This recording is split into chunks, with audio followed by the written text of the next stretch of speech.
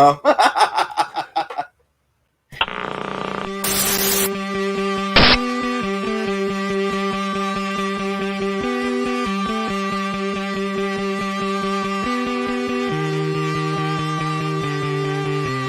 Looking back, there's an empty space. The lines are thin, but you fill them in.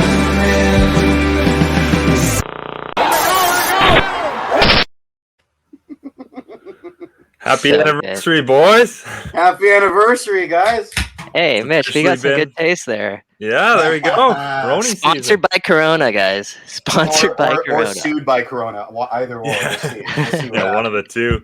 Yeah, But yeah, guys, it's officially been 1 year of Waking the Red Weekly presented by Footy Talks. We started the show during the MLS's back tournament, and since then, I don't think we ever could have imagined all the insanity that Toronto FC, the soccer world, the world in general would bring us during the back half of 2020 and the first half of 2021. Had all kinds of amazing guests on during that time from Canadian soccer legends like Dwayne De Rosario, Adrian Can, Julian de Guzman, Terry Dunfield, Justin Morrow, top journalists Laura Armstrong, John Molinaro, Christian Jack, Luke Wildman, even Toronto FC president Bill Manning stopped by to talk to us, and plenty more incredible conversations.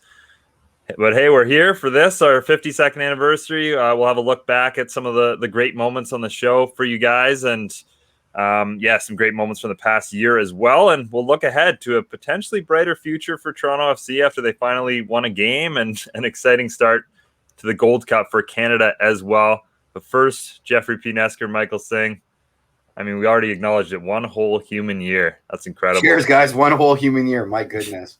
Cheers. How many cheers are we going to get in during the show? I haven't even had breakfast. It's going to get yet, messy. boys. It's going to get messy, I think. I haven't had breakfast either. What's breakfast? Wow. I mean, wow. And looking forward to the next year, guys. It's going to be an interesting evolution of this show. I mean, when we're all not stuck in our houses anymore, maybe we get to do one at BMO. Who knows what the next year is going to walking around the block. Yeah. D-Row styles, walking around the block, D-Row style. But yeah, I mean, it's crazy. It's crazy that it's been a year, but it's been a privilege to be your eyes and ears of TFC land while we sort of mitigate through this pandemic and moving forward. So we don't take it lightly. We've really enjoyed it. It's been an unbelievable shock that it's been a year, and here's to more. Well said, Jeff. Well said. And congrats to both of you gentlemen, obviously holding down the fort. Shout out to Kevin. I see Kevin in the chat. Saying Mikey tipping a corn dog there. Yeah, man. Beer of the summer. Beer of the summer. End of the show, we're getting a sponsor from Corona. Watch. I've never heard corn dog for Corona before. That's amazing. And I know my beer, and I have never ever heard that before. Also, Sophia, we gotta. That's what I was getting to. Shout out to Sophia, our awesome producer. She always bears with us whenever we go long. Sophia's there in the back, just trying to tell us to hurry it up and whatnot. But we appreciate everything that she does, and as well Edwin, of course, who writes some fantastic articles for us after the show. This is a whole collaborative team effort, and to be looking back, man, 1 year ago we started the show. Probably wouldn't have started it without Kevin pushing us over the top to get this thing going. And wow, we're like so pleased that we did, because this show has seen a lot of success, and it's thanks to you guys there in the chat, to all of our viewers, to all of our listeners on this after. This has been quite the success, and we can't wait to keep going. Yeah, and huge shout out to Jeff as well for that incredible intro. I mean, some wild outfits, some hairstyles from the quarantine. Oh man, some cringe ones. Probably not come back anytime soon. Did I do a good enough job tracking the progress of my beard growth? Because that was my I actually asked you, and you were like, you got to get these outfits in. I made sure to ask you because I knew you'd be pissed. Mike, I just wanted to continue the laugh. Like I wanted to, because Mike wins on the regular intro, right? He wins so hard, like it's ridiculous. Like the little kick, he wins that one. So I kind of wanted to even it out a little bit, but it was very important to me. One, get my cat in because I was gonna say I saw the doctor a bit there, And the other one was it was really important to track my beard growth because this sucker's gone the second I get a haircut, boys. It is gone. I miss my face. But yeah, one of our ideas, which we didn't end up doing, was having us watch back some of our first episode. And I haven't Thank prepared God. the clips. Thank God. maybe yeah, probably that's probably for the best. Yeah, let's move into rundown land. We got a lot to discuss, guys. Let's Absolutely do it. we do. And I mean, the celebration kind of continues. Toronto FC, they won a game. The first time in almost 2 months, 3-2 against the Eastern Conference leading New England Revolution at Gillette Stadium, a place that traditionally not very kind to Toronto FC. I'll admit I missed the first little bit of this game because obviously there was the lightning delay, and I was watching a lightning strike of my own that wasn't the kind that I want to talk about in the National Hockey League. So, and someone forgot to tell me in the chat that the game was back on. So, to my surprise, Toronto FC are up 2-0 when I finally checked back into chat. And I mean, look, it got rocky from there, but we've been talking about them seeing out results for months, and finally they're able to get one done. How big of a win was that for Toronto FC going into this break now? And all of the importance of that. Well, I just want to say, I think, Mitch, you can no longer watch Toronto FC games because apparently when you're not watching, I missed 7-1. I missed 7-1 as well. So yeah. that, I don't think it's me. There you go. That cancels each other out. In terms of victory, I mean, obviously just the first step for this TFC team on a long, long road back. But as you're alluding to there, Mitch, huge, absolutely huge for this team to sort of right their ship heading into this break, for them to kind of hit that reset button coming back to Ontario to train. And, they've got to find a way to sort of capture this momentum to ensure that, they build off this win, because as we've talked about, I think me and Jeff talked about on the pregame show a bit, this was a foundation now that they can build off of. And they saw out the win while it was 65 minutes of some misery there, some high anxiety moments. The first 35 minutes were probably the best 35 minutes we've seen from Toronto FC this season. So definitely something to build off of, and we'll get into Javier Perez in a bit as well. Jeff, what are your thoughts? I mean, Oso was a revelation, and now he's gone, which fills me with a bit of worry, right? But Endoh, my goodness, did Endoh ever make a case again? Oso didn't play. Oh, he didn't know. I'm thinking of Oso in the Cannes men's national team game. Then we'll get to that in a bit as well. Then let's just move on to Endoh, because he definitely made another claim for that starting right wing spot. And we are so quick to toss Endoh onto the pile. We're so quick. He's perpetually somebody that we're ready to get rid of, and the man just proves his worth over and over again. Every time you want to count this guy out, he comes in and proves just what kind of value he has to the squad. And I think we were discussing on the pregame show, Mike, putting him on the right limits some of his ability to impact the game in an attacking sense. Well, not if you're going to be Arjen Robben, right? Not if you're where did that left foot come from, Tsubasa? Exactly. Yeah, Jeff, sort of building. I want to talk about Endoh a little bit because he deserves some love here. Absolutely, he does. TFC, obviously, Mitch, I think you pointed this out even in preseason. That right winger spot is still a big question mark for this Toronto FC team. Mm-hmm. Right now, it's someone like a Jonathan Osorio, even a Nick DeLeon that sort of fill that vacancy, especially when you consider Erickson Gallardo's out. And maybe sometimes they push Richie Laret up there. But the thing about Tsubasa Endoh, and this is how he differs from like an Osorio or a De Leon, is that he has the ability to get in behind, make those straight direct runs. He has the pace to do that. But he's also shown that he has the ability to keep possession in tight areas in the pitch, play between the lines, as Greg Vanney used to say all the time. And it complemented this TFC team perfectly, because this was a side that went back to playing out of the back playing a very, again, methodical sort of build-up play, kind of like how they've been doing in the past. So Endoh's ability to add to that, as well as offer something in behind as a threat moving forward, it was a perfect complement to this side, and it's a reason why we've seen Endoh used in the past. I spoke to him after the game, Nice. and he admitted that like last season, it wasn't his best season, but he always stressed that he's ready for his moment. And you think back to 2017, we think back to 2019 when he came back from TFC2 loan stint and absolutely tore it up and became such an important player for this team down the stretch in the playoffs. He disclosed that he actually had surgery this preseason and missed the entire preseason. Wow. So that's perhaps a reason why he wasn't getting a look early on. But when he did get a look, he said he's ready. That's just the type of guy he is. He's not someone to complain about not getting playing time, but he's going to be someone who's ready. And I think on Saturday, I guess the game was, or Wednesday, he showed that.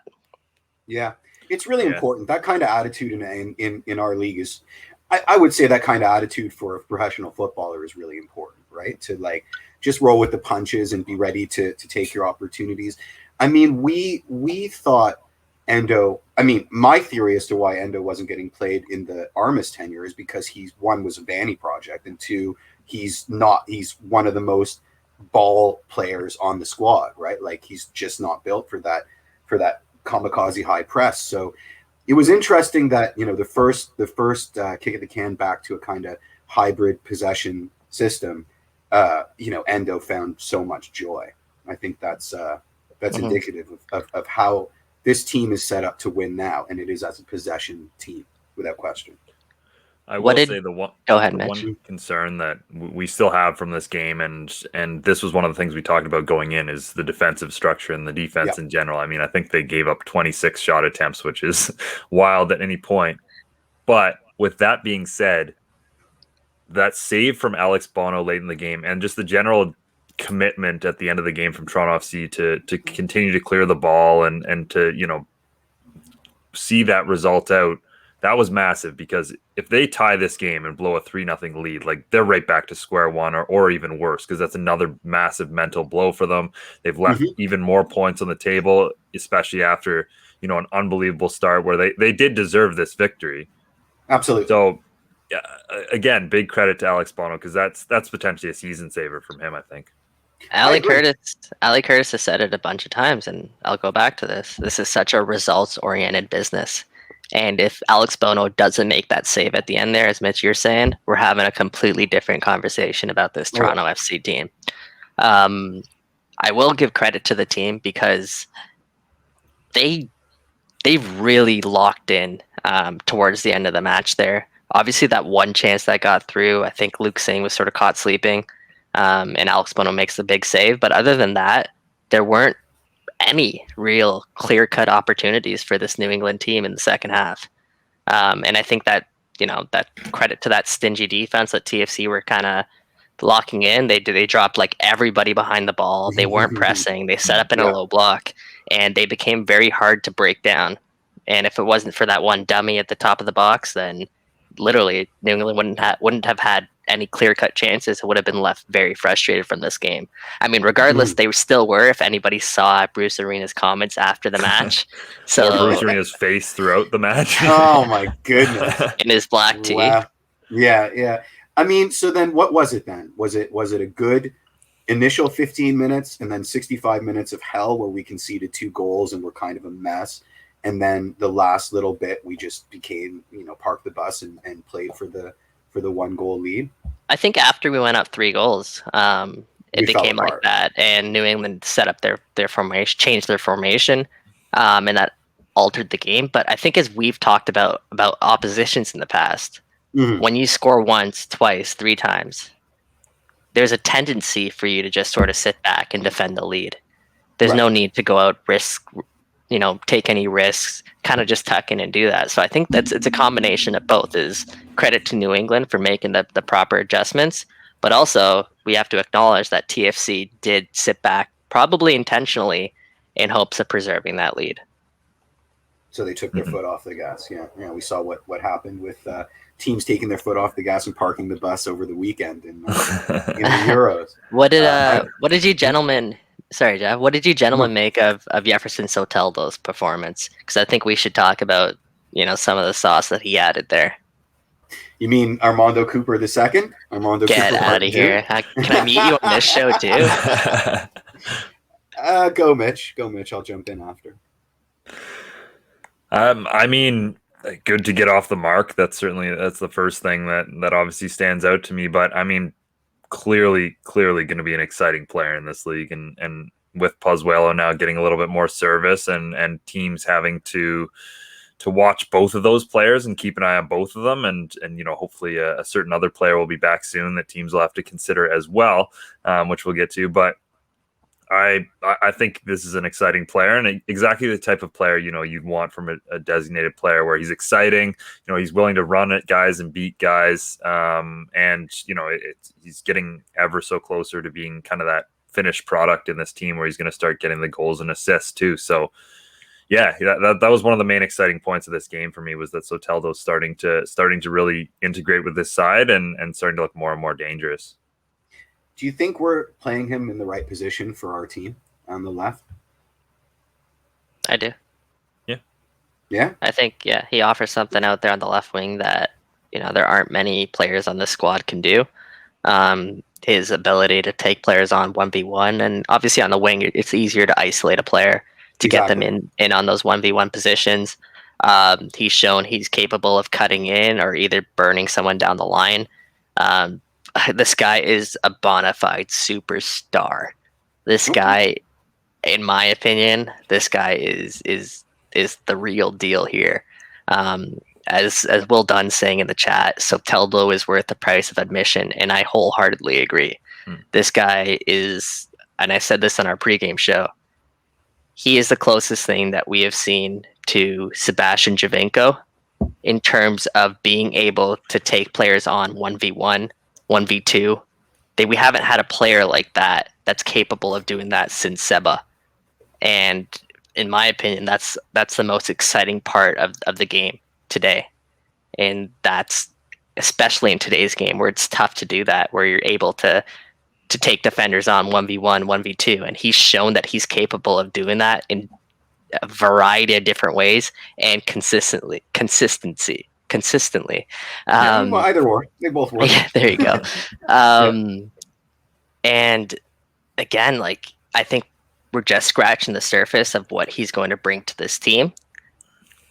And what I really like about him, and this is just a personal preference perhaps, in addition to his swagger where he just goes right thigh out, which is going to be the vibe, I think, this summer. I think we'll see people walking around Toronto. What did Grossi say? He said he'd wear a Speedo if he could, if the rules were allowed. That was pretty good. What I really like is Soteldo's ability to stay on his feet. Yeah, I was going to say, that's impressive. This is really a guy that doesn't look for the easy foul, and he also tracks back defensively. His work rate is there on both sides. Yes, Jeff, they're absolutely more than Seba. Exactly, I think exactly. For someone, the type he's actually supposed to offer to this team, what he brings defensively, I think it's noteworthy at least. So, man, I'm excited to see how he develops, how he grows. But from what I've seen so far, I'm super excited about this player and what he can bring. I like your enthusiasm. Do you disagree? Well, I mean, right now I'm not seeing it come together. He doesn't fill me with the same ooh-ah that Prime Seba did, right? Prime Seba I'm not saying he's Prime Seba. A cheat code. So yeah, I would slow my roll there. Let me clarify. I'm not saying he's Prime Seba at all. I'm not saying he's. I don't think anybody thought you were saying he was Prime Seba, but. Okay. But, I'm not saying he's. There's some slowdowns in the chat, so I think maybe. Some people might have thought you were saying. Let me clarify what I meant by relating him to Sebastian Giovinco, and it's that when Giovinco had the ball, he turned at defenders and he was willing to take people on 1v1, 1v2, 1v3. Yeah. We haven't had a player on Toronto FC that is willing to do that and is capable of doing that with such high consistency and proficiency since Sebastian Giovinco. So completely different players, completely different playing styles. Soteldo is nowhere near the impact that Javinko made for this team as yet. But in terms of ability to take people on, it's the closest thing we've had since Seba. Nice. And it's been a big miss for this team, right? I mean, we go back to that 2019 MLS Cup final where Toronto FC passed the Seattle Sounders off the park, but had no one in that final third who could, beat a man and then get a shot away, or they didn't have the wide play to balance out what Richie Larea was doing on the other side. So he is that missing piece. Now the rest of the pieces have to start figuring themselves out as well. I mean, it's not like, we're certainly not at the level that 2019 Toronto FC team was by the end of the season, but no, he is that piece that this club has been missing for a lot of years, or has the potential to be that piece at least. I think that's an important clarification. We're still talking about potential here, right? I'd like to see a partnership with our now returned talisman develop before I start, having confetti parades down my street. But I do feel that may be an eventuality. I mean, he's quality. He's quality. I mean, let's not mince words here. He's a quality player. His dribbling skills are off the charts. I think somebody said his crossing still leaves something to be desired. I would agree with that, but maybe it's a Victor Vasquez thing where he's delivering it to where he thinks a player should be, and we're not there yet. And it's just a matter of being there to feel out his crosses. But he's also 20. He just turned 24 years old. So what's also really exciting is this is a player that's not even entered his prime, most likely, and his best years are still ahead of him. And I'll go on record here saying I think he has the potential to be the best player in Major League Soccer. Wow. Love it. More than Carlos Vela. But I like it. I think he has that potential, yeah. I like it too. I mean, Vela's a winger. Vela's a traditional winger, so it's not like... I mean, Vela hasn't really been Vela since 2019. Yeah, I know. But still, it's fun to say Vela. Speaking of players who haven't really been themselves since 2019, let's talk about one who's returning for Toronto FC. Are we going to circle back to Javier? Because I love the segue, but I feel like that was a great segue, and you just it was a fantastic. Just two-footed my segue right there. We'll get to Javier. I megged your segue. Sorry, buddy. Go ahead. Yeah, but let's talk a bit about Jozy Altidore here, because Michael, correct me if I'm wrong, but I think this is the first time since that 2010 when he spoke about Michael Bradley's injury that he's talked to the media. He spoke one more time. He spoke in September. After he set out that game against Montreal. Right. Okay. So he did speak to media in September, but it's been almost a year. Yeah. So it's definitely been rare for Jozy to speak to media, but we got to talk to him this week, and he had a lot of things to say, a lot of things he didn't say as well. Crucially, said that Bill Manning reached out to him a couple weeks ago to ask him if he wanted to come back to the group. He also spoke to Javier Perez shortly after the coaching change. I mean, look, we've talked about a lot of press conferences on this show recently, a lot of bad Toronto FC press conferences. I thought this was maybe one of the most important and best ones we've had in a long time, because look, Jozy really was for the team in this press conference. Again, it's what he didn't say that was incredibly important. He batted away questions. He pro. Pro. It was a masterclass, I think, and an important step, I think, both in terms of how the season's going to continue and what Jozy might play in that role. It's funny you say that, Mitch, because I didn't even get to question it. Maybe that's why. That's why it was the best. Yeah. Well, I mean, look, he gave us one Josmer, which was the 13 seconds of silence, right? And that speaks volumes. And that was on purpose. You know what I mean? Like that was pretty deliberate. He also gave us a whole bunch of potable quotables. That little rant about don't write off TFC, which will go with any one of the gifts that are already in Twitter for Josmer. Credit to the man. Credit to the man. He, no one's going to tell Jozy what to do. And even if the TFC brass were like, listen, you need to be on message. We don't want any more dissension. It's been a tough slog. Do this for us. It's a 50-50 chance that he's going to come out and just start throwing elbows and dunking on Armas, et cetera, et cetera. He didn't do that. And, we know he's a professional. That's never been in dispute. but it's nice to see that level of professionalism. And in some cases, it is almost a slap in the face to Armas, because Armas never got it right. He never achieved that perfect balance of his personality and what could be misinferred as an aggressive sort of combative nature with the press. I think Jozy took notes from that. I think the club took notes from that. Altogether, a successful press conference. I agree. Yeah.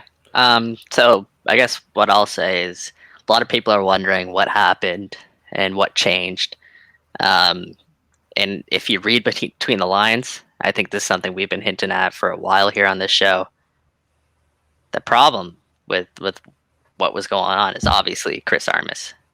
And Chris Armas and Jozy Altidore going back and forth.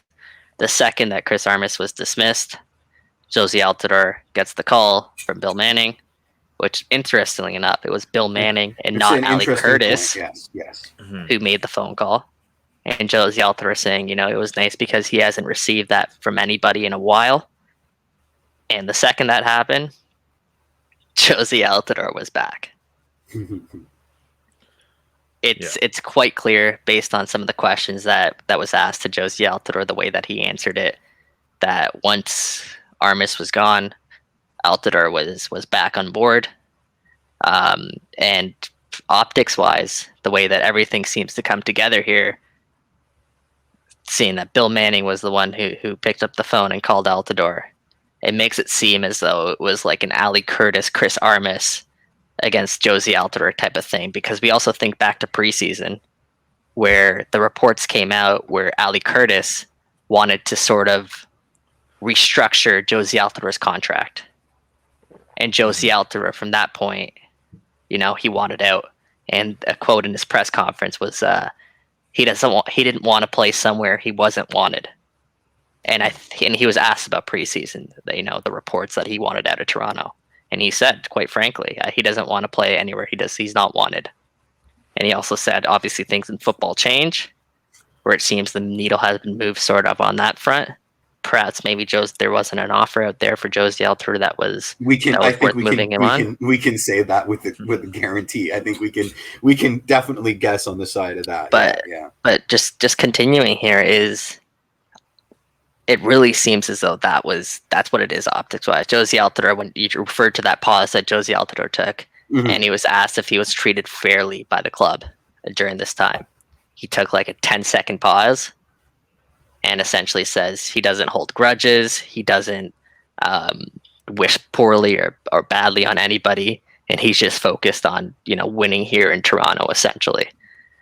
This is wonderful. It's great. He's back. He's no hero. It was a great press conference, but it's a little bit petulant, right? Like at the end of the day, to say, like we don't know what really happened, right? Like from the sounds of things, it seems as though Jozy Altidore wanted to come back to Toronto and wanted to be a part of this team, and he wasn't allowed to be. Because he got into fisticuffs with the coach. I mean, we don't know that. Well, okay, verbal fisticuffs or whatever the case. Yeah. Was he right about what he said though? Is Chris Armas out the door now? Well, at the end of the day, is this one of those things where we're looking back at Jozy Altidore? Who cares? Is this Jeff? Is this one of those things where we're looking back at Jozy Altidore and we say, "Whoa, what he was saying was actually right. What he wanted was the best for Toronto FC." Because if you think back to the Michael Bradley incident. He's not calling out the club because for the sake of calling out the club. He called out the club because he wants the best for the organization, because he believes Toronto FC should be a top class organization. Listen, when you get together to make a movie, I'm going to go into my world right now. Everybody wants it to be a great movie. But if you let the actors direct themselves, it's going to be a garbage movie, right? Eventually, the center has to hold. Everybody's got ideas. Everybody in the world's got wonderful ideas. Jozy has wonderful ideas. But it's an organization, and he did an end run around his coach. At the end of the day, I don't care what it was for and if it was wonderful or not. It's an organizational failing. You're never bigger than the badge, right? And he put the club in a position where they had to make that distinction. Now, Bill Manning calling him outside of any of this makes sense, right? Bill Manning calling him instead of Ali Curtis because, you know, Jozy's got a bone to pick against Ali because Ali was the face delivering the news about, like, Bill Manning didn't have skin in the game of selling Jozy. It's all kinds of false positives that are building a narrative that's like a bit of a little bit telenovela for my taste. I'm sure it's probably as simple as that is, but at the end of the day, he's back, he's committed, we're all great. But there is no way that anybody comes out of this looking like a big hero, right? Like you just, I don't care if the BMO training ground was on fire, right? When you're a salaried employee, you can say, hey guys, maybe we should go outside. The training ground's on fire, but you don't supersede your boss or you don't stay employed anymore. So I think that's a good point you're making there, Jeff. But I think that also segues into an interesting topic, which is who should TFC bring in next as their head coach? Because Jozy Altidore is a very accomplished legend for Toronto FC. Let's make that abundantly clear. This guy has scored, as Michael Bradley said, scored on the biggest nights for Toronto FC. This guy has won trophies, you know, obviously for Toronto FC. He's played at the highest levels in Europe. This is as almost as an accomplished player as it comes now in Major League Soccer, especially when you consider what he's done for the city of Toronto. Mm-hmm. So the next coach that comes in has to be a coach that has even greater credentials, that can come in and demand the respect of the dressing room. Because Jozy Altidore has been here through the highs, he's been here through the lows. So if he sees something that isn't right, I'm not upset at him for speaking up about that. Neither am I. Especially in hindsight, when we're looking back, clearly it wasn't right. Yeah, I mean, I think like Jeff said, there's, you know, this is still, there's no heroes in this. This is going to be a tough situation for a bit, but I do think it is a situation worth celebrating because, look, we've talked. I mean, I started this segment with a shot, with kind of a shot at Jozy Altidore, saying he hasn't been the same since 2019. We've talked at length about how, you know, maybe he's not worth the designated player contract, and the club could be better if that was used elsewhere. But with that being said, it was literally worst case scenario to have him sitting out on the side. You're not getting the incredible experience and winning mentality that Jozy Altidore obviously brings. I mean, we can talk about the Lyon game, him throwing balls on the field from the stands to kill time at the end of the game. Like, this guy's a winner. There's zero questions about that. So having him like sit on the side and just take up a designated player spot, that's literally worst case scenario for Toronto FC.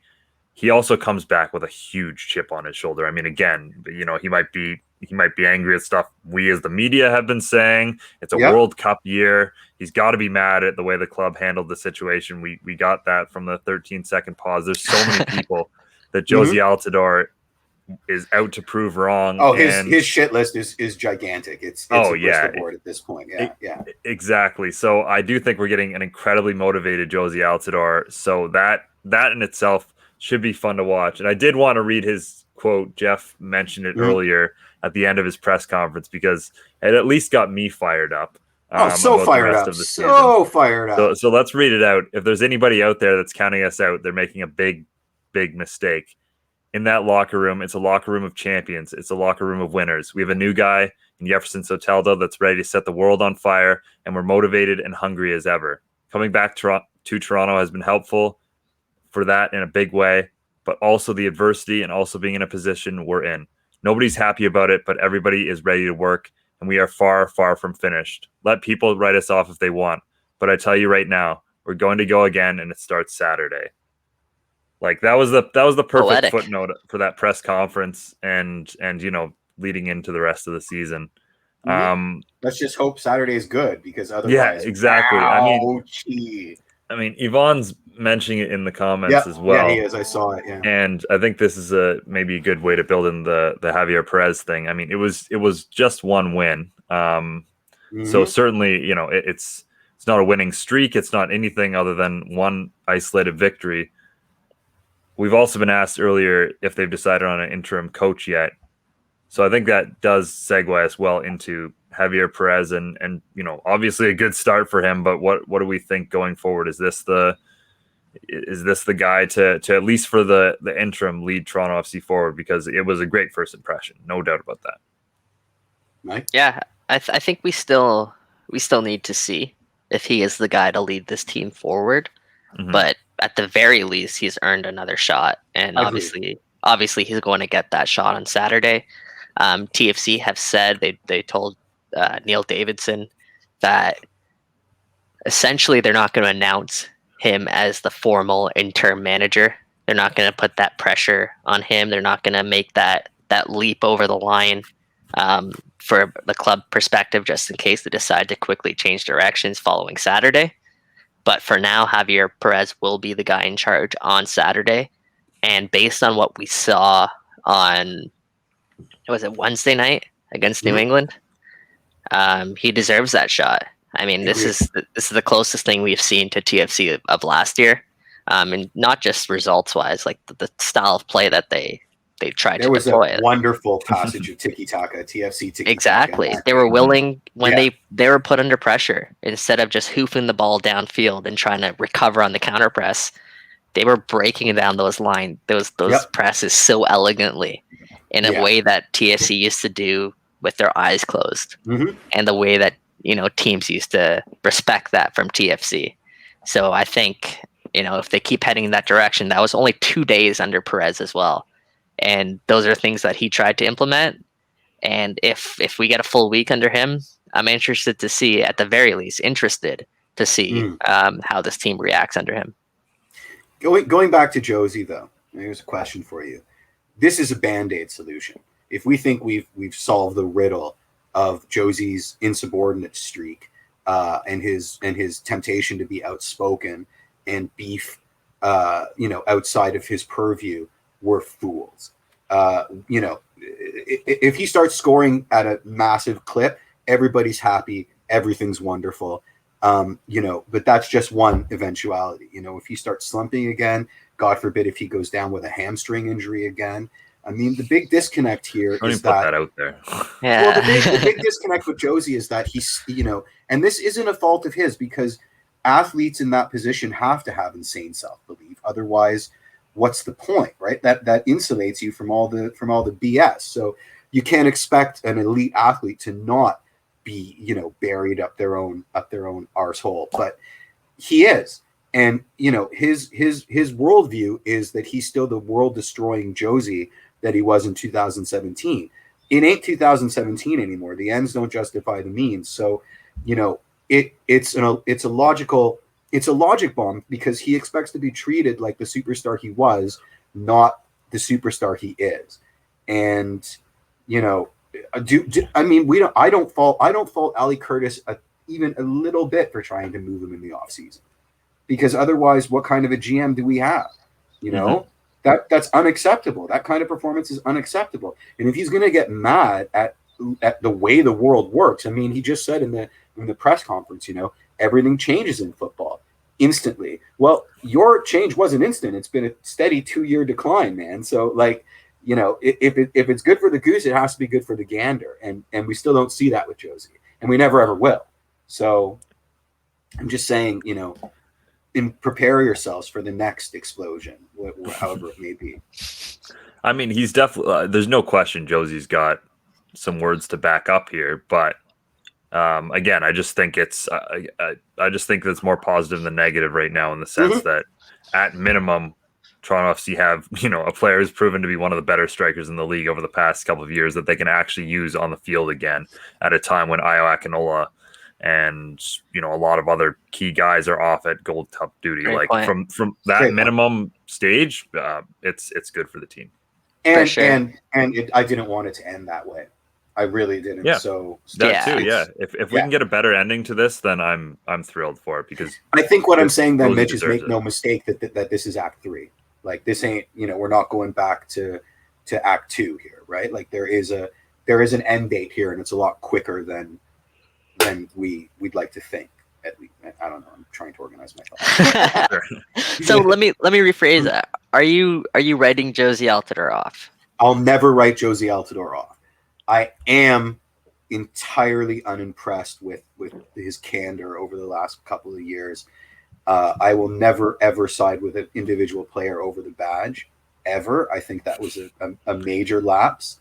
I'm not mad at the club for doing this. It's all wacky right now, but you know, our culture is important. Culture is very, very, very important, and But you know, we culture, can't keep culture is Jozy Altidore. we can't keep firing everybody he doesn't get along with. That's unsustainable. You know, like regardless of Armas working out or not, we can't keep firing everybody that Who else have we fired? Also, Who else has Toronto C fired?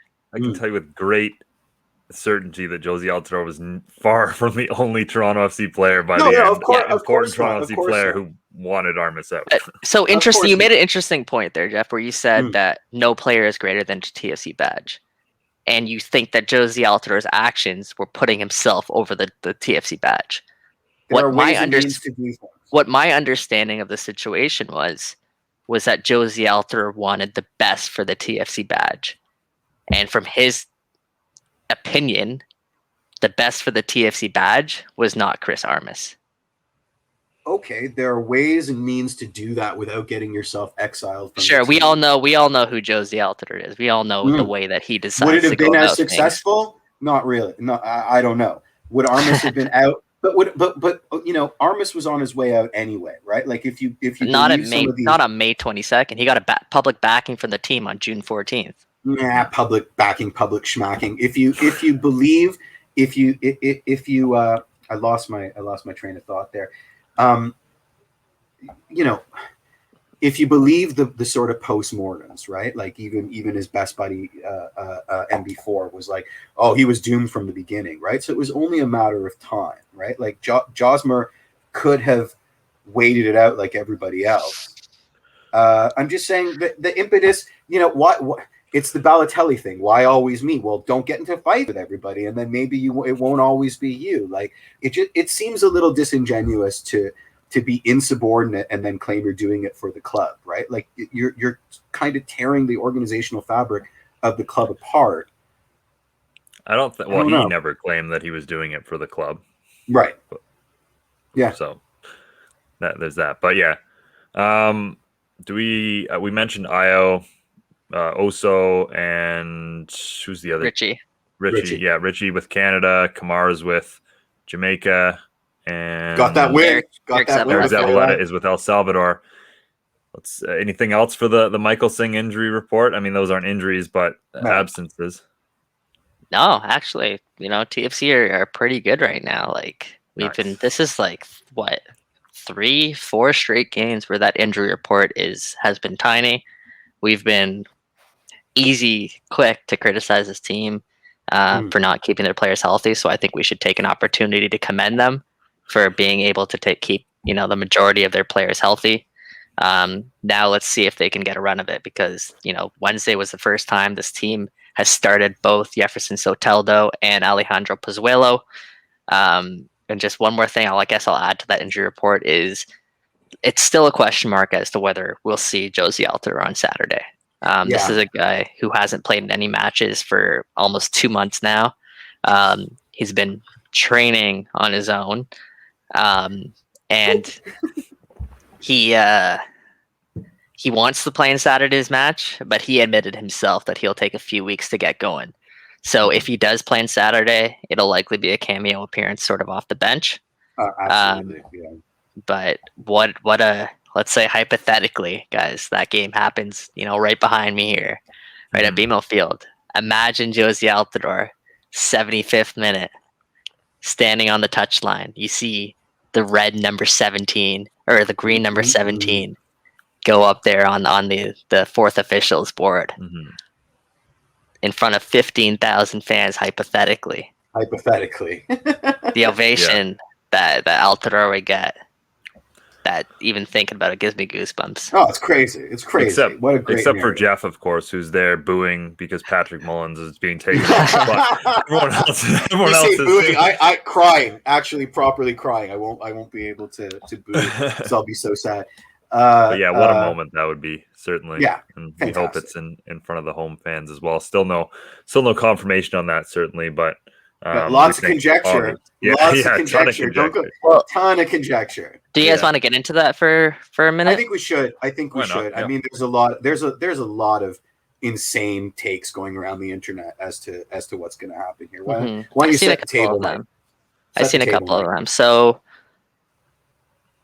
the one that's obviously going around is MLSE has reached out to their employees to rehire for BMO Field, which is, by the way, absolutely true. 100%. I can confirm that as well. Yeah. But they need to do that regardless if they get the green light or not. You can't wait until Thursday, hypothetically, if they get the green light and be like, "Oh, guys, by the way, can you guys work this Saturday?"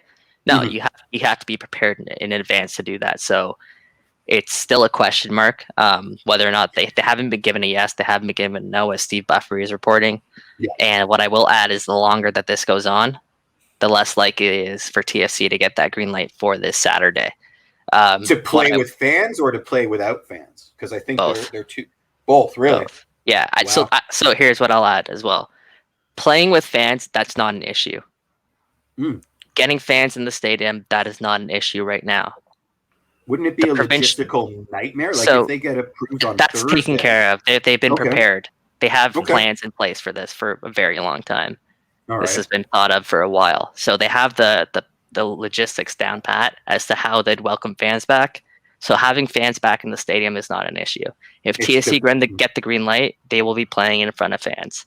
Wow. The issue right now is getting that border approval for players specifically. You know, obviously the biggest question mark is players who aren't vaccinated and staff who aren't vaccinated.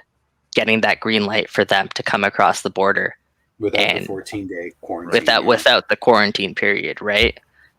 So I know that they're trying to have a couple workarounds. I know Hotel X is an option for Hazmat some suits. of those. They have to play in those plastic bubbles. Like... they're looking at some bubble options and whatnot. Yeah. But at the end of the day, they have not been given the green light yet. Now, Bill Manning is very optimistic. This could be a PR thing. This could be them putting the pressure on. This could be the pressure them putting on the government by getting some public interest behind them. But that decision still hasn't been made yet, even though Bill Manning is very optimistic. So, yeah. I have a question. Do you think it's too early? Because let's put it this way: if they get approval, and who's coming to play us on Saturday? I can't remember. Is it Orlando for the 400 millionth time? So say Orlando comes and they've got a few unvaccinated dudes, and we've got more than I expected, according to Beezer's tweet this morning. We have some unvaxxed. And then there's an outbreak. We aren't seeing a return to BMO for the rest of the season. Do you know what I mean? That's our one and only chance, and then we've blown it. I don't agree. I don't think I think it would set us back by a fair margin. I mean, that can't be argued. I mean, right? if 95% of the league, which is what Jeff Carlisle is reporting, is vaccinated, where is that outbreak gonna be? The Nick DeLeons of the world, right? Like, so it'll be like 2, 3, 4 players. That's an outbreak. But one is more than enough for in the court of public opinion. And the other thing that I'm worried about is this, like, and I have on good authority that they're taking steps to avoid what the NBA saw, which was a horror show, right? Those first couple of games back that the NBA had with fans, where players were getting spit on and having bottles thrown at them, and there were fights in the concourse and all of that nonsense. They have the benefit of not being first, like the NBA didn't. So they're definitely trying, like, they're hiring a lot more security than they would just to avoid that eventuality. I'm worried that if they get let's hit the Twitter takes, right? Like, every supporters group in TFC land is claiming that they have exclusive purview of this ticket draw lottery. And that's going to piss off the people that pay more for their seats than $25. I don't think anyone's claiming that. I just think what I've seen on that is that they do have a plan in place to get supporters groups tickets. No one's saying they're the only ones who can get tickets. I think that's where the confusion is, right? There's a lot of bluster out there, and then a lot of people that are like, not sitting in the so-called cheap seats are wondering how they get squeezed out. And then there's this rumor circulating that there's going to be a lot of frontline workers getting freebies in their as well. It's a whole lot of conjecture, and I'm just worried that if they get the green light on Thursday, well, like that's I not say, a it was lot just of a time. hypothetical. Like, Okay, but hopefully they're- they can get it today. Hopefully they can get it tomorrow. But I'm saying Right. if you wait until Thursday, that's probably a bit too late. That's what I'm saying. To get everybody, get Orlando across the border, whatever their setup is. Potentially that's enough time, but obviously Friday would be too late. Yeah. So I'm hopefully we hear just some news worried. sooner rather than later. I mean, remember what happened when Montreal opened up for fans during that one lull in the pandemic, right? It ended up being a money talk situation, which I think is pretty much the only way it's going to be exactly for TFC, which was, there was a lottery, and if you were willing to wait and bide your time, you're fine. But if you had $250, you had your seat, right? Like that was your ticket. You were sorted. And I do think that we might end up in a situation like that here. Yeah. I think that's unavoidable. There's no fair way to do this. And that's even the case for like regular season games that are very coveted, like even or MLS Cup, pandemic, right? The first MLS Cup was a cluster. Like that was an absolute cluster. That's just the market of sports. Yeah. I mean, our seats for MLS Cup 2016, our regular seats went to like the president of Home Depot or some garbage, right? And then we had to we were scrambling, and we were season ticket holders, and Atlanta had the same issue in 2018. We had the same issue in 2017. Seattle had that issue. There's no fair way to do it, and I think at the end of the day, it will be money talks. What I will add, Jeff, is everybody wants to be at that first game back, but TFC also play the 21st, and they also play the first at home. So there's going to be lots of opportunity, guys.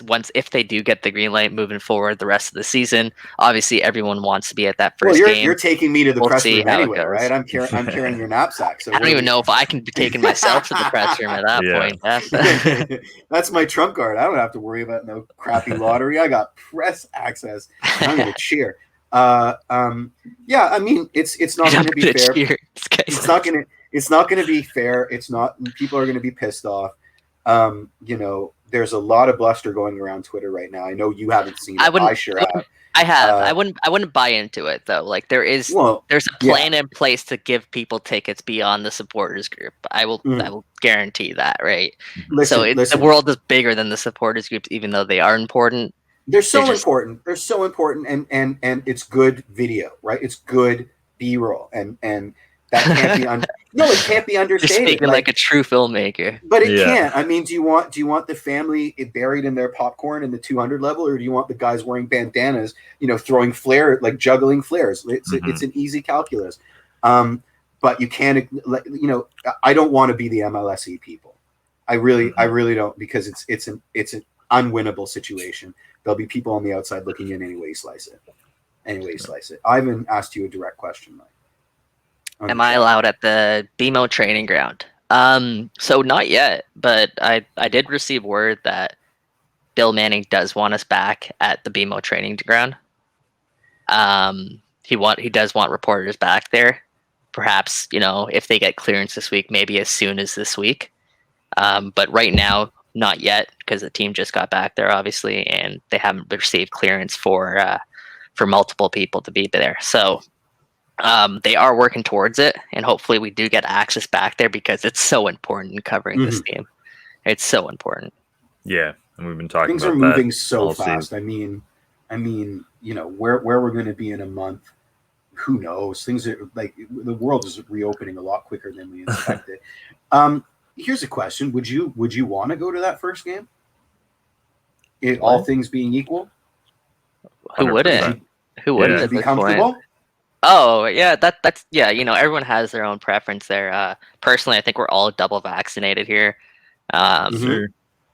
Yeah, I think I'm the closest to the 14 days from all of us, though. But yeah, that's my but absolutely.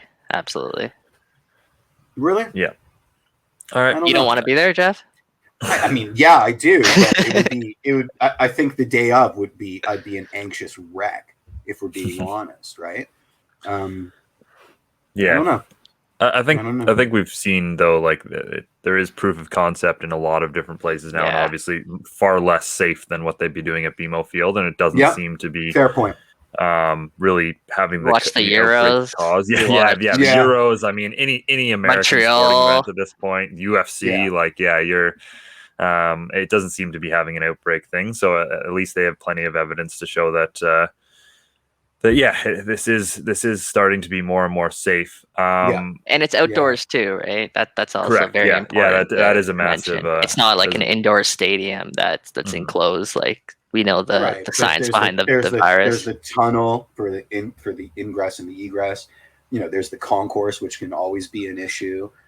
Sure. The washrooms, certainly. I mean, Mhm. it'll be And nice these to are not have. things that they're thinking through. Yeah. Again, These are all things that they're thinking through, right? Yeah, exactly. But that's go ahead, Mitch. So. well, I was going to say that's largely why they cut capacity, right? Is not just people in seats. It's the getting in and out, all the different stuff like that. But yeah, again, they've had this plan in place for so long. I said we're going to talk about this for a minute. How long has it been? Like 4 hours? Yeah, for sure. This shows, man. Everybody's super excited. We all want to get back to BMO. Hopefully, we're back there sooner rather than later. Yeah. But we'll await word on that because we haven't gotten the green light yet. Place your bets. Do you think they'll get the green light? It's anyone's guess at this point. I do. I actually do. Yeah. Mm. But I think it's going to be on Friday. I wouldn't be. I'm not optimistic right now. I know Bill Manning's very optimistic. I personally he has to be. am not the most optimistic. This team will be back by August. Like in August latest, this team will be back. Mm-hmm. But I'm not sure how I feel about the 17th yet. Okay. It would be super cool though if Toronto FC were the first major, I guess, with major fans back. We saw Montreal, and that definitely wasn't 3,500. We saw we've obviously seen the CanPL have some fans as well, which is awesome. But I mean, that'd be the closest we've had to a full stadium, I guess, in Canada. So that'd be a special moment, and obviously it'd be cool if it was Toronto FC. Certainly, but again, you're not holding your breath. Yeah, I got you. I got you. Definitely. That's fair. Let's move on to some Gold Cup, but first, I think we obviously have to acknowledge a big loss in the Toronto FC community this week, and that is former Toronto FC manager Paul Mariner, who passed away at the age of 68. Managed the team in 2012 and 2013. Also played 35 times for England, scoring 13 times for his country. Played for Arsenal as well. What team did he play for? Arsenal, That's right. Ipswich Town. Part of an incredible playing career. I wasn't around in a media capacity at that time, but I've heard all kinds of good stories about what a good guy Paul Mariner was. John on TFC Republic did a video blog where he gave us some interesting Paul Mariner tidbits, and it was a nice little watch. About 10 minutes of just John talking, recounting his stories. Cancer, damn, 68 years old, brain cancer, damn. I was not aware of how poor his record for wins and losses with TFC was. I remember it was bad. But I don't think no. I mean, he was such an in-betweener, right? He was between Nelson and Winter, so it was two very strong personalities and a front office that had no patience. It's not at all a knock on him. In fact, if you listen to John's video, he had some great ideas, and he was willing to fight for principle over and above advantage. And for TFC at that time in their history, any advantage would have been amazing. So the fact that he was willing to go for principles, may have been an important stepping stone into what do you call it? The culture and the identity that the club became. I think maybe there's something there for that. Yeah. Well, condolences to him and his family, obviously. Absolutely. To just devastating news, I guess, to wake up to, especially when this club's a new club, and to hear that someone who is essentially the face of this club has passed. When they were on that touchline, not that long ago, I was a fan at that point. I wasn't as much, same thing. I wasn't in the media, but I've heard great things about Paul, and stories like that really hit home. So definitely condolences to his family there. Yeah, Yeah, and certainly stuck around, called games for the New England Revolution as well. I mean, was a big part of North American soccer culture for Yep. a while there. So yeah. Yeah. Let's Deepest condolences to his family, and yeah. he's in our thoughts. Absolutely.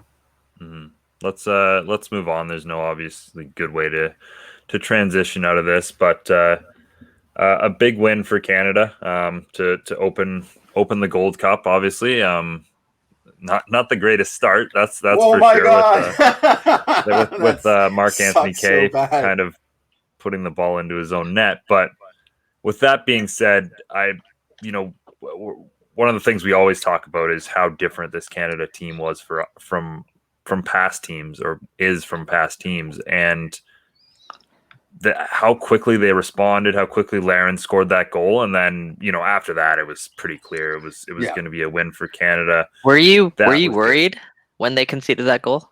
No, to be honest. Wow, not you against weren't Mark worried Anthony. at all? I wasn't even really, worried no. in the slightest. No, Really? Wow. I think again boys.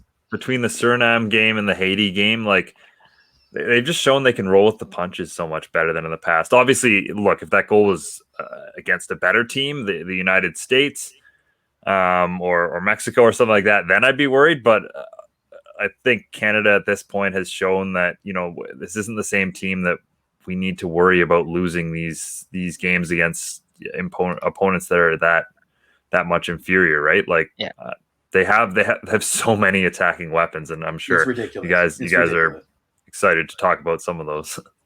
Yeah, let's get into it, man. Let's talk about Tajon Buchanan, because he was obviously the star there on Sunday, and wow, just another reason why he has been so coveted, why European teams have been scouting this guy.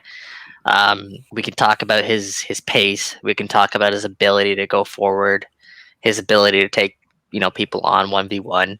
Mm-hmm. But what really stands out, his versatility. But what really stands out to me is his toughness. This is a guy that doesn't back down from challenges. He's a guy that takes getting beat, someone taking him on 1v1. He takes that personally, and does not let someone buy him, which is why he's so versatile. We talk about he can beat people on 1v1. This is why he's a great winger, left side or right side. And then you think about his, I don't know what to call it, but his ego almost of getting beat, which what makes him such a good defender, so tough to play against. And what is he, 22 years old? Something like that, 21 years old. 22, yeah. 22. New England Revolution have a really good one there. He could be very important to this team as their first place in the Eastern Conference. He didn't play against Toronto FC that night, and I'll go as far as saying he's a better version of Richie Larea. Wow. He's younger than Richie by 3 years. I think he's a better version of Richie Larea, and you know how much I love Richie. Yeah, I think Tajon's that good. Was that the first time Tajon's played as a wingback? No. No? Maybe left wingback, but the left side, yes. But he did play as a right wingback. That was a big thing for New England during their playoffs last year. Yeah. And as a right and for the under 23s. Credit to Bruce Arena for identifying that. Yeah. Man, the modern fullback that a Canadian can play fullback. That's the easiest thing. And also wingback is the new box-to-box midfielder, don't you know? So so impressive. But I'll tell you, the one guy who I couldn't take my eyes off of was Steven Eustachio. I knew it. Leamington native. He's so quality. It's ridiculous. He's so good. I'm sorry, Mitch, because it looks like Sam Piet is riding the bench now. But damn, Eustachio, you've been high on him for a long time. You've been singing his praises for years, and he's just getting better and better, man. He's so silky on the ball. That goal was fantastic. We talked about it too. His touch is so solid. When he pass, it's stopping right in his wheelhouse. It's got such vitriol. His passes are mean. They're mean passes. I feel the same way about Quality. Mac. When Mac those through balls, when Mac keeps them on the floor, they're mean. They've got like a sneer on them. Yeah. Just like put me in the back of the net. Like they're so deliberate. So it's nice. It's because defensively he's really good, Eustachio. But when he what did you say? Did you say it's Mac and Eustachio that are like the ink written in ink midfield starters for this team right now? Unless Atiba's there. And Atiba over Mac? Yeah. Because then you got Ozo or up over top, too. Ozo maybe. But we don't have to worry about that at the moment. But yeah, no, I certainly agree with that. I did want to circle back to Tajon because I think Michael made a really good point about mentality, which is this tournament's huge for Tajon. There's no question about that. We all know that European scouts from multiple teams are watching him. And he has the talent to play in Europe. I truly believe that. But talent is far from everything, especially in Europe. It's a different game. It's far more serious. Soccer's a way of life over there. I mean, we talked briefly to Rocco Romeo about his experiences there and how different it is. And, talking to a bunch of guys, Liam Fraser, all those guys who've gone over there. It's different over there. And I think Tajon's showing that he has the mentality as well to be a European player. So, again, I think some team over there is going to be really lucky to have this guy. In what league? What league would you say? Ooh, that's a tough one. He can play in any league right now, in my opinion. But if you put him in the Prem, he's going to get hacked to pieces, and we might have an Almiron situation. I think he's that tough, man. Like, I think he can hang in the Prem because he has that personality about him where he isn't afraid to get into a tackle. He won't back down from a challenge. And he has the frame and the stature and the power, I think, to compete there in the Premier League. So I'm confident in saying his playing style fits any sort of league. And I think that he can go to any league he wants. Manchester United give us Jadon Sancho, and you guys can wait, like the New England Revolution get Jadon Sancho, or the Canadian men's national team? No. Arsenal gets Jadon Sancho, and they can have Tajon Buchanan. Oh, I wasn't clear about that. Yes, Arsenal gets Jadon Sancho. So very quickly, Gold Cup the rest of the way. Forecast on the horizon is we got Haiti on Thursday, and then we have the U.S. on Saturday. Do you think Canada rolls out a weaker side for that Haitian team? Or do you think they try and get the win against Haiti, and then whatever happens against the U.S. happens? Goal differential, man. You got to get those easy wins. You got to. Or if you have any chance at this Gold Cup, you don't throw that win away. You don't. Again, it just gives me hives to overlook Haiti, man. Like that's what happened at the last Gold Cup, right? Was Canada? They had all eyes on Mexico. Like they in the group stage, they tried that wonky formation against Mexico because they didn't want to play their cards against them. At halftime, they against Haiti, they made some not so great subs to bring off some guys to rest them for Mexico. You can't look past anyone in this tournament. So I don't think this Haiti side is nearly as good as the one a couple of years ago, and I do think that this Canada side is better from top to bottom. Yep. But yeah, I don't think you can overlook that. We have the depth. Let's not galaxy brain anything. Seriously, we have the depth. We've got the guys. Io didn't even see the pitch on Sunday. Let's not galaxy brain it. Let's just shoot to win, right? Maybe galaxy brain World Cup qualifying, but now is not the time. Let's get this silverware. I'm not afraid of the States at all. What's going on with Mexico? So they're now going to give the women's team their fan-free games? I don't even know. Colin rightfully correcting us in the chat, by the way. USA is on the 18th of Sunday. Because that's insane. If Mexico gets to bury their sanctions in matches that don't necessarily have the same importance, it's bizarre. And they're doing the chant again. They did it their match on the weekend at the weekend. I think that opens up another can of worms, and we're already going a little bit over. Yeah, we're super going late. But I think that's crazy. I think that's absolutely crazy. Bizarre, it's super bizarre. And if this was the Euros, because the Gold Cup is our Euros, there'd be rioting in the streets. So something's got to be done about that. I mean, yeah. I do want to talk a bit about Canada USA because I think that's obviously going to be the big marquee matchup. And I just want to say I do kind of like the fact that, again, we're talking about how this USA side doesn't scare us. well, this Canadian side doesn't have David or Davies, so I think this will be a better indication of the middle of that Canada roster, right? Like Canada's depth without their two guys, their two talismans up front. We'll get a good idea of where Canada is from top to bottom, and I like that idea of going in and the depth squads from U.S. men's national team against Canada, depth against depth.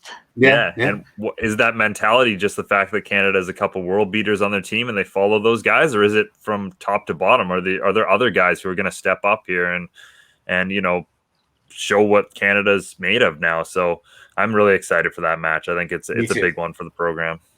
I'm excited for every match because this Canada team is worth your attention. So quickly, is this Gold Cup, you guys want to win this Gold Cup, like regardless? Because for me, I think what's most important here is that we ensure that we, at least from John Herman's perspective, I think he has to use this as more information to use towards World Cup qualifying. Because for me, I don't really care if Canada gets knocked out in the Gold Cup. What I care about is qualifying for the World Cup. Oh, absolutely. But I mean, what better way to see what we've got than taking home the silverware? I think, like in a perfect world, we win everything. So you want to check out like some of the depth pieces in the midfield. Can Liam Fraser maybe step up and cement a place on that World Cup qualifying roster, for example? Players like that, give them opportunities to kind of step up here and take. He's so far down the depth chart, Liam, though, that I mean, we've answered that question. He played well. Yeah. He's appeared in like Canada's last 5 games or something. I agree. I think he's a wonderful option off the bench, but he's not starting over Atiba. Oh no one's saying he's starter. Yeah. No one's calling him a starter, but we have to name 23 people to that World Cup qualifying roster, right? Okay. Yeah. Could he be? That's what I'm wondering. Should John Herman now use this as an opportunity to fill out the rest of his roster? Or should he just go out there, play the best squad every time to ensure that Canada gets the win of the Gold Cup? What's the mentality here, right? I think you do look at other guys, and I think Colin's right. I agree. Like, let's get Io in there. There's a bunch of other guys I'd love to see. Let's see what Tyler Pasher can do. Even Corbiano, I'm not sure. Richie Laia, Richie Laia. I mean, he's played like 10 minutes for Canada and scored twice. So let's maybe give this guy a start, see what he can do. Like, I don't know. I think there's a balance to be found there. I think this is a good opportunity. Such good problems to have. It's a perfect time for John Herman to test his depth. So but really, really good problems to have. I mean, certainly. Yeah. All right, guys. I think that brings us to the end of our show, the 1-year anniversary edition for Waking the Red Weekly, presented by Footy Talks. We probably have to go another hour at least if we gave everyone their proper thank yous who made this show possible and continue to make it great. So I guess I'll paraphrase it a bit. Thank you to all the guests who have given their time and energy over the past 52 episodes. Thank you, of course, as we mentioned off the top, to Kevin Kennedy for taking the chance on us, allowing us to use his platform and build the show into what it is. Sophia for her great work as a producer and, for keeping Jeff company before we go to air. And Edwin for his incredible show write-ups on Waking the Red. Thanks to Vast Robot Armies, of course, for their song Little Detroit that kicks off the show. It was great song.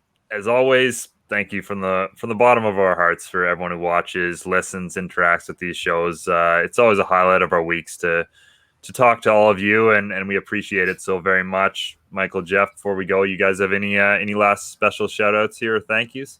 You said it. I couldn't have said it better, Mitch. We love doing this. We love, this is great. Long may it continue. Yeah, and especially thank you to everybody who's in the chat that interacts with us. I know we don't get to your comments enough, but we read each and every one of them that come through. And the ones that call me a jerk, I kind of gloss over. But. I love those. Are my favorites. Those are my favorite comments. The ones that I call Jeff. Keep that up, guys. Keep that passion up. But no, seriously, thank you for for interacting here with us. Thank you to all of our listeners afterwards who go back, and obviously this is an awkward time for some people, so appreciate those who tune in afterwards. We know we've had people on Waking the Red. They've told us that they've made this into a routine every Tuesday where they listen to this. Cook dinner during it. Exactly. It's honestly bizarre to us because talk about their favorite guy, Jeff. They talk about there you go. We're just a couple of friends here who get along and just come here to chat TFC. So we're happy to bring you guys along for the ride and really, really appreciate that. Hopefully we get some good news this week, and who knows, maybe one day we can do one of these in person, right? And maybe that starts on Saturday when TFC hopefully get some good news this weekend about return to BMO Field. Indeed. So let's roll the special closing credits because they're a little bit longer than the usual. Let Mitch get his outro in. Why? I've got the outro in the whatever. Do your outro, Mitch. Until next Tuesday, Jeff, roll the credits. Michael, Jeff, how you guys doing? Hold on, Mitch. You're not getting anywhere without talking about your scarf right now. Come on.